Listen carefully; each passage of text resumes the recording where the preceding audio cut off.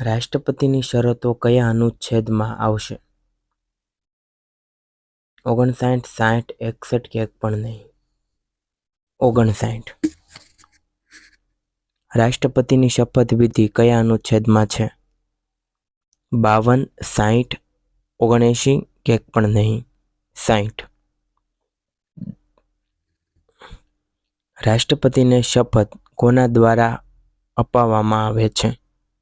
વડાપ્રધાન, સુપ્રીમ કોર્ટના મુખ્ય ન્યાયાધીશ, રાજ્યપાલ કે મુખ્યમંત્રી? સુપ્રીમ કોર્ટના મુખ્ય ન્યાયાધીશ.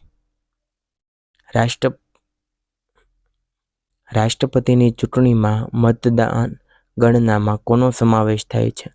સંસદના બંને ગૃહના સભ્યો, રાજ્યોની વિધાનસભાના ચૂંટાયેલા સભ્યો, રાજ્યોની વિધાન પરિષદના સભ્યો કે લોકસભાના નિયુક્ત સભ્યો?